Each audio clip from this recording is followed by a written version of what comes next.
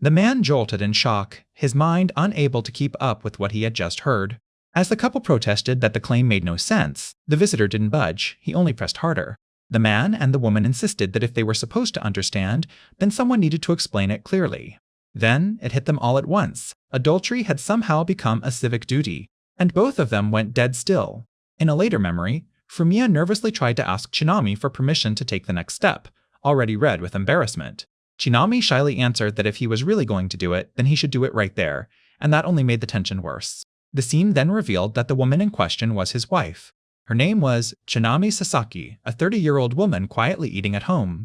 The husband was introduced as Fumiya Sasaki, 29 years old, carrying the worn-out look of a man already at his limit. The narration made it clear that they had been married for 7 years, had no children yet, and still stumbled through stiff, hesitant conversations. Fumiya awkwardly admitted that the reason he hesitated was because he had failed again the day before, then nervously asked if Chinami still wanted a child soon. Chinami admitted that she did, but gently told him it was no one's fault and asked him not to apologize. As the tension lingered between them, Chinami tried to continue while Fumiya looked up in uneasy surprise. Chinami said she was the one who should apologize for not being able to help more, turning the blame onto herself. Fumiya rejected that at once, flustered by how quickly she blamed herself. He insisted it was not Chinami's fault at all, and confessed that he was the inadequate one, inexperienced, uncertain, and completely out of his depth. The two fell into an awkward silence, but their strained expressions slowly softened as they looked at each other. Chinami let out a small laugh and pointed out that they kept apologizing to each other, then reassured him that they still had time and could move at their own pace. Fumiya finally relaxed and admitted she was right. They didn't need to force it. The moment settled into a quiet pause, leaving behind only a soft sigh and a fragile kind of relief. Even after Chinami told him not to blame himself, Fumiya still felt she was only protecting him, and that made the guilt cut deeper. A sudden call of Sasaki's name snapped him out of it. A coworker looked over in surprise and told him to enter the data, and Fumiya realized he had drifted off again. Fumiya apologized, and the coworker right away noticed he was still wearing the same gloomy expression. When asked if something had happened, the coworker warned that if a sales section chief looked that miserable, the whole team would feel it. But Fumiya said the real problem was that nothing was happening. After stepping out together, the coworker guessed things still weren't working, and Fumiya quietly confirmed it. Fumiya admitted that his wife was already 30, so he couldn't stop thinking about how badly she must want a child. The coworker understood and said that once a man started thinking about the future, the pressure only got worse. Then he asked whether it had been unfamiliar territory for both Fumiya and his wife, adding that he had figured as much even if he had never asked, because it was a rough subject. Fumiya was thrown by the question, while the coworker reasoned that if Chinami was also inexperienced, then she might be carrying stress too. Fumiya insisted he couldn't do that because it would hurt Chinami, and the coworker dryly said he had expected exactly that. The coworker then said he had some special information for Fumiya, and that only made him more uneasy. He told Fumiya to take a look and showed him a photo of a smiling young woman. Fumiya froze, unable to tell where this was going. When Fumiya asked who she was, the coworker said her name was Futaba-san, then brushed that aside and asked the real question. Was she his type, despite the fact he already had a wife? Fumiya pushed back and demanded to know what this was even supposed to mean. Walking off casually, the coworker said there was no cost to imagining things and promised to send the details later, just in case it helped Fumiya recover fast. Left holding his drink, Fumiya could only stand there in uneasy silence and let out a troubled sigh. After receiving the message, Fumiya looked at the photo again as the coworker called her Futaba-san and warned him not to share it. Fumiya admitted to himself that she was cute, but the hesitation stayed and the conflict only grew. His coworker's words came back to him. Imagining was free, and Fumiya stood there, unable to shake the thought. As he looked at Futaba-san's photo again, his mind started filling in the rest, and curiosity began to overtake hesitation. The fantasy deepened as he imagined her reacting to him, while he nervously pushed the thought further. Fumiya all of a sudden caught himself and jolted in confusion at how far his mind had already gone. In his imagination, he felt overwhelmed and thought about how nothing had worked lately, while someone urged Futaba-san to help for the sake of his marriage. The imagined pressure kept building as Futaba-san was called on directly, and the scene in his head drove him even further. Then reality sliced through it all when a real voice called out Futaba-san's name behind him, making Fumiya flinch with his phone still in hand. Futaba-san appeared in person and looked over in confusion, clearly reacting to the sudden call. Fumiya froze, then turned in panic, completely blindsided by the fact that the woman from the photo was all of a sudden right there. Futaba-san introduced herself with a polite smile, explaining that she had just joined the company as a mid-career hire. which only shook Fumiya more. Fumiya forced himself to act casual, said the name Futaba-san sounded familiar, and nervously wondered if this could really be the same woman. When Futaba-san noticed his phone had fallen and tried to hand it back, Fumiya panicked and desperately tried to stop her before she could see the screen. Futaba-san froze in confusion, clearly startled by how sudden his reaction was. As she looked at the screen and recognized her own photo, Futaba-san quietly realized the image was of her. The moment stretched in silence as Futaba-san stared up at him and the tension between them turned crushing. Futaba-san lowered her gaze, flushed with embarrassment, and stood there without a word after seeing what he had been looking at. Fumiya could only stand there in miserable silence, swallowed whole by the awkwardness. Soon after, the office formally introduced Naruse Futaba as a new member of the General Affairs Department and asked her to greet everyone. As the team welcomed her and joked that they might not see her often because she worked on another floor, Fumiya forced a strained smile while his coworker silently warned him not to expose the truth. While the others chatted casually, Futaba-san glanced toward Fumiya with lingering embarrassment, proof that the earlier incident still hadn't died. Futaba-san shot Fumiya a sharp, flustered look, and all the awkwardness between them came rushing back. Fumiya forced out an empty laugh, trying to smooth things over even though he still felt trapped. A few days later, someone called out to Sasaki-san, pulling the scene back to the office. Futaba-san firmly reminded Sasaki-san that she had told him to submit his receipts every single day. Sasaki-san gave an awkward laugh and admitted he had let the paperwork pile up again. Futaba-san corrected him right away and told him to handle it properly instead of making excuses. Watching from nearby, Fumiya noticed the exchange and realized Sasaki-san had clearly messed something up. Fumiya tensed, thinking that as long as Futaba-san kept quiet about the photo incident, things hadn't collapsed yet, but they still could. Futaba-san repeatedly called for Sasaki-san, and the urgency in her voice made it clear she was forcing herself towards something serious. The moment takes an uncomfortable turn. Chanami noticed how pale Fumiya looked and quietly asked if he was feeling sick. Fumiya forced a smile, said he was fine, and inwardly felt grateful all over again that he had married someone as kind as Chanami. Chanami reminded him that they were meeting her parents that day and gently told him to speak up early if he felt too sick to keep going. Fumiya insisted he was fine and told himself he was ready, trying to crush his nerves before they showed. Chanami's father welcomed them warmly, and that cheerful greeting only made everything feel more formal. As the introductions continued, Chanami explained that she had already turned 30 that month, while Fumiya sat beside her growing more uneasy by the second. Chanami's mother and father praised the news and calmly said that now there was only one thing left. The parents made it clear they wanted a grandchild soon, and both Fumiya and Chanami stiffened under the sudden pressure. Then Chanami's mother directly asked when they planned to have a child, dragging the visit straight into the one topic they had been avoiding. Put on the spot, Fumiya gave a strained reply as the weight of their marriage problem all of a sudden closed around him. Fumiya tried to deflect by saying it would happen when the time was right, but Chanami's mother right away recognized it as the same old excuse. Chanami's mother pointed out that they had been saying that for years and pressed them to admit whether they truly meant to have a child at all. Chanami timidly tried to speak, but her father cut in and said her mother was only voicing what Chanami herself was too shy to say. Chanami's father bluntly reminded Fumiya that Chanami was already 30 and warned that they didn't have much time left. Under that pressure, Fumiya was told to act like a man, take the lead, and reassure the family, so all he could do was bow his head and say he would try his best. Chanami stayed silent, her troubled expression making it obvious that his vague answer had eased nothing.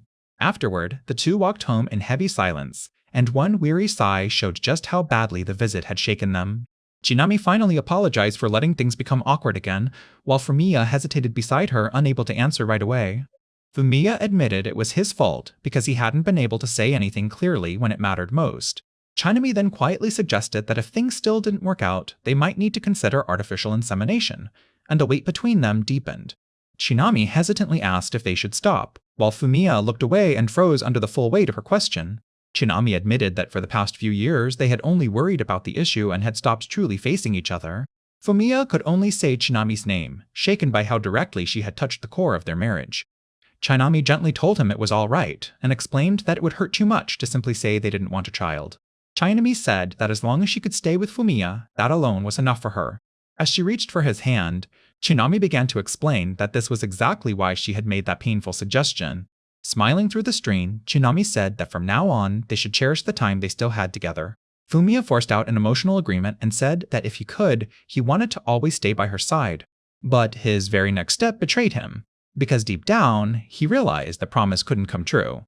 Both of them jolted in shock as Fumiya's sudden reaction shattered the fragile warmth of the moment. Fumiya froze in pure panic. His mind went blank as the shock swallowed the promise he had just made to Tainami. As he fought to grasp where they even were and whether they were safe, a voice all of a sudden called him Fumiya Sasaki, and his dread deepened. Fumiya and Shinami found themselves surrounded by imposing officials, and the sheer force of that confrontation left them speechless. The officials apologized for dragging them in so roughly, then said there was a reason for it, and prepared to explain. With chilling calm, the lead official declared that they wanted the married couple to betray their marriage, and the room went dead silent. Fumiya and Shinami blurted out their shock, and Fumiya snapped that a demand like that made no sense. The official never flinched, and said he would repeat it as many times as needed before laying out the policy in plain terms. He stated that marital betrayal had been raised to the level of civic duty, then coldly clarified that it would effectively become mandatory. They officially erased any hope of refusal and informed them this was not a request. It was an order. The absurdity finally crashed into Shinami, and as she cried out and nearly collapsed, Fumiya lunged toward her in panic. The officials explained that the falling birth rate had grown into a national crisis, especially among married couples. Then, they revealed the part that made everything worse. The government had already chosen its response.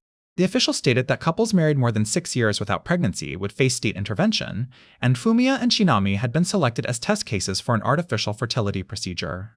Fumiya panicked and demanded to know if they had done something to Shinami, but the official said his spear was close to the truth and told him not to worry. Seeing Fumiya's alarm, the official added that if they obeyed, the induced measure would not be used. Without softening even slightly, the man moved on to the next part of the order. He declared that from that point on, Fumiya and Shinami would be forced to live for a time with partners chosen by the authorities. Fumiya blurted out in disbelief, but the officials shut him down at once and reminded him that his consent meant nothing.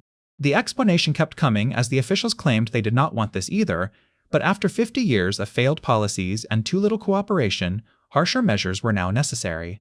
Before the couple could even process it, the officials all of a sudden moved to take Shinami away, and Fumiya cried out as she was torn from him. The official pressed on without a trace of mercy and declared that what the country needed now was drastic treatment. The discomfort of the scene becomes impossible to ignore. The official coldly added that when the period was over, they hoped the couple's love would be even stronger. As Shinami reached out in panic and tried to resist, the officials ordered that the wife be taken to a separate residence right away. While they were dragged apart, both Fumiya and Shinami cried out for each other in rising desperation. Held back in someone else's arms, Shinami screamed Fumiya's name as fear and helplessness swallowed her whole. Left behind under guard, Fumiya was told to wait while the officials prepared to bring in the partner assigned to him. Reeling from everything he had heard, Fumiya wondered who they had chosen, then forced himself to act as though it no longer mattered. In his shaken mind, Shinami's smiling face resurfaced, as if she were still telling him that no matter what happened, she was thinking of him. Her voice and image kept flooding back, and even as he sat frozen in that room, the memory of Shinami only made the pain cut deeper. Lost in that pain, Fumiya drifted into a memory of Shinami smiling warmly and telling him he belonged with her alone. Then he snapped back to himself in confusion, still dazed by how completely that memory had pulled him under. Realizing he had dozed off, Fumiya jolted upright in embarrassment when someone called out to him nearby. When he looked up, a blonde young woman stood before him, tense, uncertain, and watching him closely. Fumiya leaned forward in disbelief while the woman hesitated, and the shock of finally meeting his assigned partner struck them both at once. He introduced himself as Fumiya Sasaki, and explained that a month earlier, the government had torn him away from his wife, Shinami Sasaki. He revealed that the woman now forced to live with him was Futaba Naru's, and even over a shared meal, her displeasure was impossible to miss. Fumiya admitted their first meeting had been terrible, though the days after that slowly built a fragile connection. Even after all that time under the same roof, he made one thing clear: nothing improper had happened between them. He emphasized that they had been shoved into a one-bedroom apartment with a single 14-tatami room, making the whole arrangement feel even more suffocating. A strip of fluorescent tape ran straight through the cramped room, slicing the space cleanly in two. Trying to act normal, Fumiya awkwardly asked if he could borrow the salt from her side. Futaba refused flatly and reminded him that the salt was beyond the tape line. By then, they had already given up arguing, and their forced life together had turned into a ridiculous split household. During that first month, Fumiya felt he had at least started to understand a few things about Futaba Naruse. He saw Futaba as a tall, sharp-eyed woman, 28 years old and 1 year younger than him, and to him she seemed bright and cheerful with everyone except him. He reminded himself that she was a married woman whose husband was 4 years older, and that the government had dragged her there against her will too. Fumiya feared that if he failed to cooperate, this experiment would drag on even longer, and he nervously wondered why she kept glaring at him like he had offended her again. Even so, he reached a grim conclusion. Futaba truly seemed to hate him, and he would just have to endure it.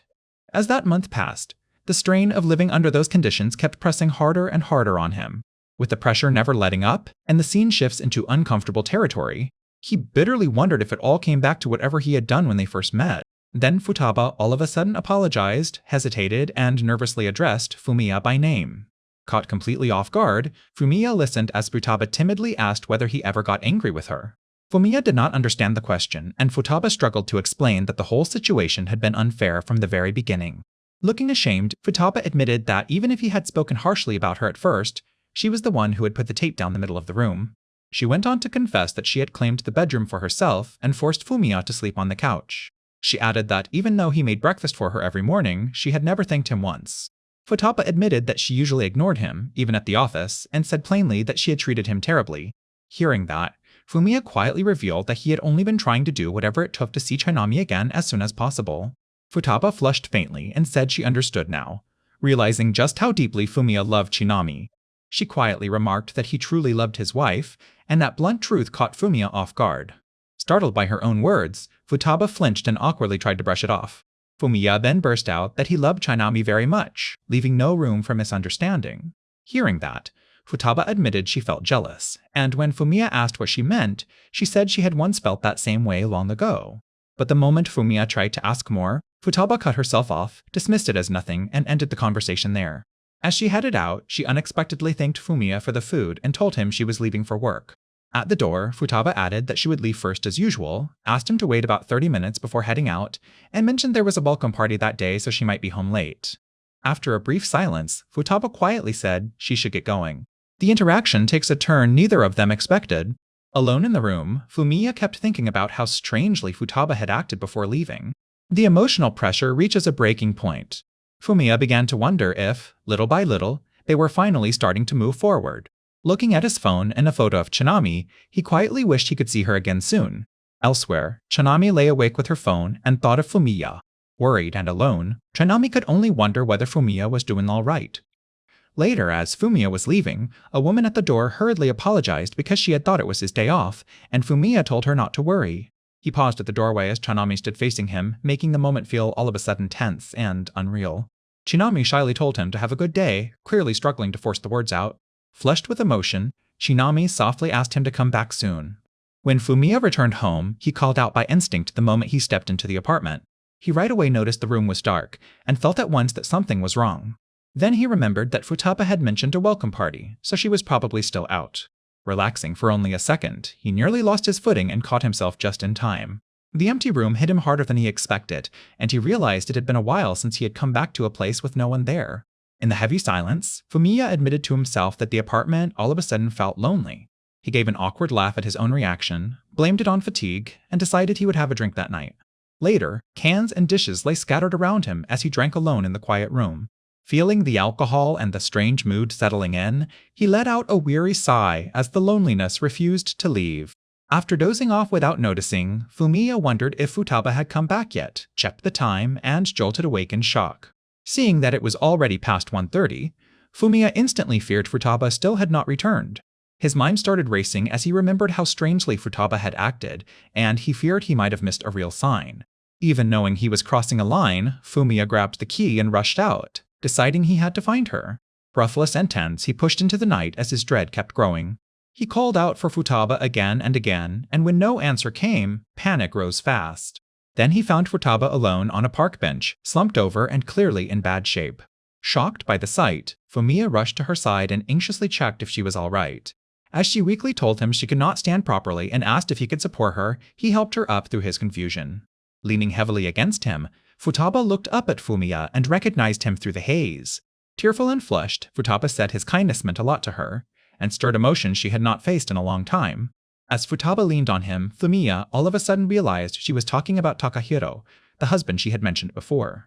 The truth hit hard, and he hated himself for knowing almost nothing about Futaba when she had clearly been carrying all of this alone. Watching her shake beside him, he finally understood just how deeply she had been hurting, and for how long.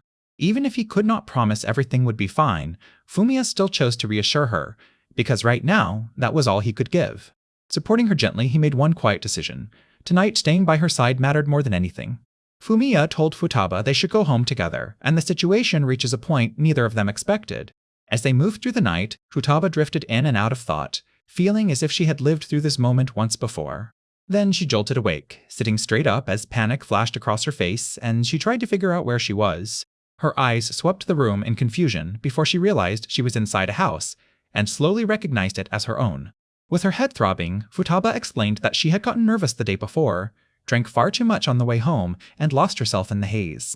Still unsteady, she looked down at the blanket around her and wondered in shaken confusion how she had ended up like this. When she turned and saw Fumiya asleep by the wall, the pieces of last night finally started falling into place. Flustered, Futaba realized that after bringing her home safely, Fumiya had stayed the night. As she traced it all back, relief washed over her. He had respected the boundaries she set and simply fallen asleep on the couch. Caught between guilt and gratitude, Futaba moved closer to the exhausted Fumiya and watched him in silence.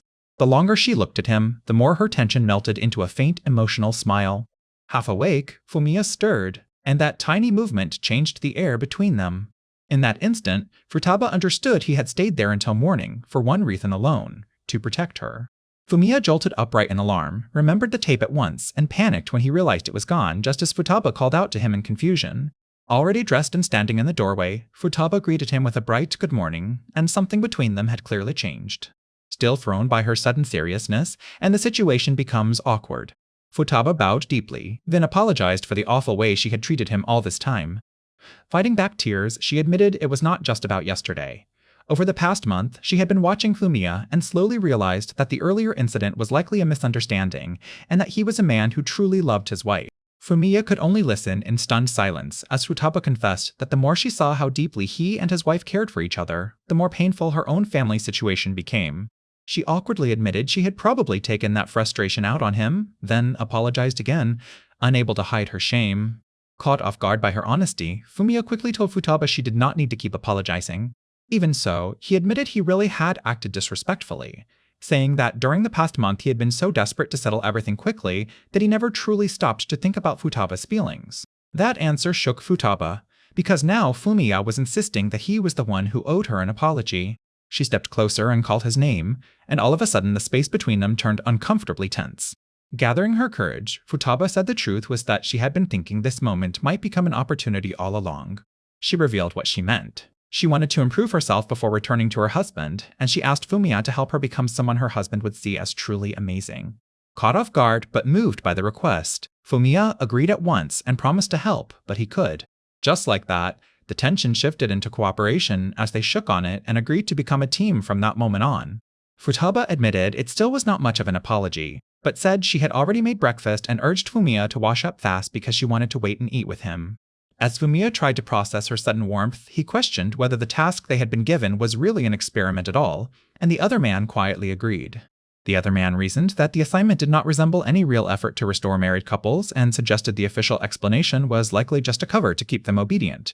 Unease crept into his voice as he admitted that everything about what they were doing felt shady. The atmosphere turns heavy with unspoken awareness. The document then introduced Fumiya Sasaki and his wife, Chinami Sasaki, stating that the government had separated them 2 months earlier. As the explanation continued, Fumiya reacted with mild confusion and asked for more food, while the narration framed this as a case involving his coworker, people who had already started to change. 2 months into living together, Fumiya sat down to breakfast and politely asked Futaba for the usual half bowl of rice. After thanking her warmly, he admitted he always ended up asking for more a few seconds later, which only showed how natural this routine had become. Futaba smiled and said they had been doing pretty well, explaining that large servings always seemed fine at first before turning into too much.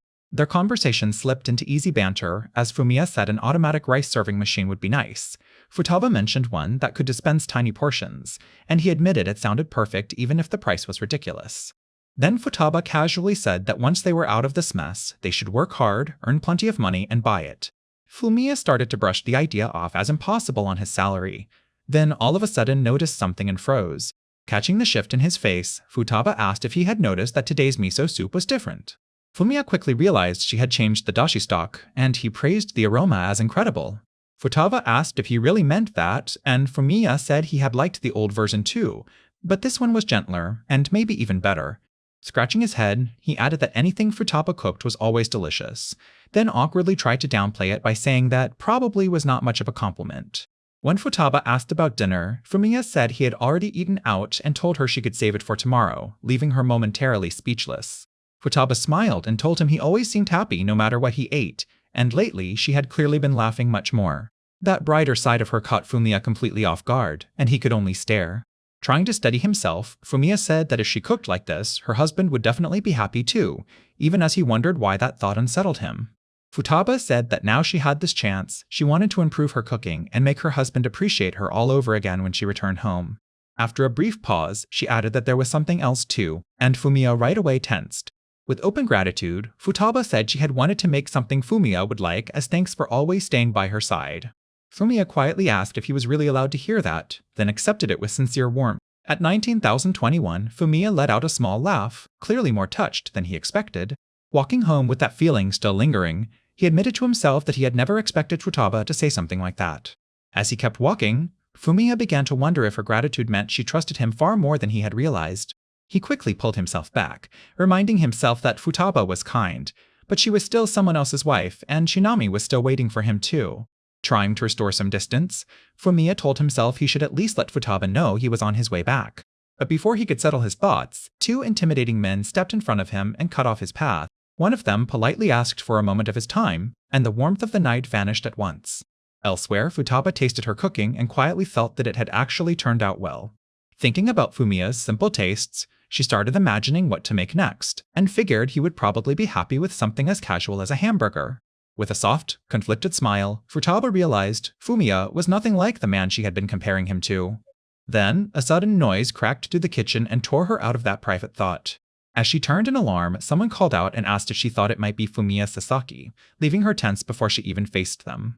At that same uneasy moment, Futaba saw a message saying Fumiya would be home late and could not have dinner with her, and it unsettled her more than it should have. Disappointment landed harder than she expected, and she silently wondered why his absence affected her that much. Before she could untangle those feelings, the doorbell rang, and her whole body went alert. From the entrance, a visitor politely asked for a moment of her time, and the unease in the apartment deepened fast. When Fumiya opened the door on his side, he froze as an unexpected visitor told him it had been a long time. Then the shock sharpened, because the person standing there was Shinami. Shinami confirmed it with a warm smile and told Fumiya it really had been far too long since they last saw each other. Fumiya could only stare at her in stunned silence, visibly shaken by the sight. As he struggled to process it, he was warned that the visit would last only 20 minutes, and that discussing assignment details or any other confidential information would bring immediate punishment. Looking around, Fumiya realized the layout and furniture closely matched his own home, and understood that this place had been arranged to resemble Shinami's. When Shinami called his name, a new fear hit him, and he wondered whether she too was now living with someone else. Shinami apologized for what she was about to suggest, then told Fumiya this meeting might actually be their chance. She explained that according to the rules, the experiment could end early if results appeared sooner than expected. As she moved closer and said those results might come even today, the pressure around Fumiya tightened instantly. Shinami said she would do her best, making it clear she was trying to force a favorable result before time ran out. Even then, she apologized again right away, unable to hide how conflicted and ashamed she felt. Fumiya turned away and told Shinami not to apologize, because once again, he felt it was his fault. Flushed with determination, Shinami said she would wait for him next time. When Fumiya looked back at her, he realized she meant to return as an even better woman. Left alone with that thought, Fumiya quietly noticed that Shinami's whole atmosphere had changed. As he stepped away, he admitted to himself that Shinami had somehow become even more striking. And yet, even as he thought that, Futaba's smiling face all of a sudden crossed his mind and shook him. He fell completely silent, disturbed by his own reaction and unable to understand it. Fumiya quickly tried to write it off as a passing mix-up and told himself he was simply happy to have seen Shinami again after so long. Shinami noticed his distant look right away, and unease spread across her face when she sensed something was wrong. When she asked why he was looking at her that way, Fumiya startled her by abruptly asking for forgiveness. In that tense instant, Fumiya realized the image that had reached him before he could even say he was home was not his wife's, but Futaba's. Swallowed by confusion, guilt, and the crushing pressure of the moment, Fumiya gave in and stepped closer despite his hesitation. Shinami answered in a shaken voice, her emotions spilling over as the encounter drove them deeper into the result they had been cornered into chasing. They remained in that painful closeness, and Shinami held on to him as their reunion turned into a desperate attempt to change their fate. Fumiya apologized through a strained voice and admitted he had a wife, and his guilt spilled out at the worst possible second. Shinami froze in shock, visibly shaken by the confession and the pain buried inside it. The awkwardness only deepened as Tainami hurried to apologize too and pulled away, leaving Fumiya standing there, unable to recover. Fumiya left in a daze. Then his phone rang, and a terrible feeling gripped him at once. He checked the alert and went still when he saw an official assignment reminder ordering him to submit a physical contact report. The notice ordered Fumiya Sasaki and Futaba to carry out recorded close contact for a fixed time within 10 days, supposedly to advance the experiment and protect their spouses. In that instant, Fumiya understood what it meant, connected it to Futaba's recent behavior, and fell into stunned silence. He forced himself to believe he had to endure it for Chinami's sake, convinced Futaba was suffering through the same thing to save her husband, and he hated himself for the feelings creeping in. By the next day, none of the tension had faded, and the moment he returned home, the air already felt dangerously heavy. When Fumiya opened the door, he found Futaba waiting there, and both of them froze as the assignment between them became impossible to ignore. Futaba forced out a stiff good morning, and Fumiya could only answer in shock as the weight of the assignment crashed down on them both. As the silence became unbearable, Futaba awkwardly tried to move past it, while Fumiya stayed flustered behind her. But Futaba all of a sudden stopped, realizing they could not keep pretending nothing was wrong. Fumiya hurried to insist he did not blame her at all, and blurted out that what happened yesterday should not be taken at face value. Nervously, he showed her the official physical contact report order and explained that her behavior the day before had come from that instruction, then apologized for misunderstanding her and reacting so badly. Futaba admitted it was true and said she had felt nothing about it because it was simply unavoidable if she wanted to save her husband, then added that next time she would be fine. That answer made Fumiya falter, and he could only agree weakly even as her words clearly shook him, trying to smooth over the awkwardness. Futaba smiled, admitted she had rushed ahead without explaining herself, and reassured him that he was right. She let out a nervous laugh, said she had only been caught off guard, apologized again, and then timidly asked what they were supposed to do about the required recording. The question made Futaba blush all over again, and her words trailed off before she awkwardly forced the conversation forward. Still red-faced but determined, Futaba stepped close to Fumiya and urged him to just do it now instead of dragging it out. Fumiya reeled at the sudden proposal, but Futaba insisted it would be easier to go with the flow and finish what they had to do, and he started to waver. With trembling hands, they started the required recording on the phone, locking themselves into the task they had both been dreading. Fumiya froze in front of Futaba, overwhelmed by how serious and close she had all of a sudden become. As Futaba leaned in and called his name, Fumiya tried to stop her, but he hesitated too late. The device right away started blaring loud alerts while they forced themselves through the required contact, making the moment even more tense and humiliating. Breathing hard, Futaba asked how it was and whether he felt anything, searching his face for any sign their effort had meant something. Flushed and shaken, Fumiya told her he felt nothing at all. Futaba quietly accepted that answer and said that was good, and after that, 8 more days passed with the same uneasy distance between them. On the final day, as they prepared to submit the assignment, they confirmed in heavy silence that this was the deadline and that they had completed their required reports. The silence still hung over them as Fumiya awkwardly tried to move things forward, and Futaba quietly agreed while they sat facing each other. They forced themselves into another uncomfortable moment of closeness, and the strain right away stirred feelings Fumiya had been struggling to suppress. He admitted to himself that he had barely kept his emotions under control for the past 10 days, but now they were finally breaking through. As Futaba continued, panic hit Fumiya because he had insisted he felt nothing before, yet his expression no longer supported that lie. In the middle of his confusion, Chanami flashed through Fumiya's mind again, and he desperately wished this painful situation would end as fast as possible. Even so, he kept holding Futaba as they stayed locked together on the sofa, both trapped inside the moment they had tried to reduce to a simple assignment. Fumiya caught his breath when Futaba gently praised him for today, and her calm touch made his shaken feelings even harder to ignore. Futaba noticed something was wrong and started to ask whether they had already run out of time, then hesitantly called Fumiya by name. Overwhelmed at last, Fumiya confessed that he had lied to her. He revealed that from the very first forced moment they shared, he had not been unaffected at all.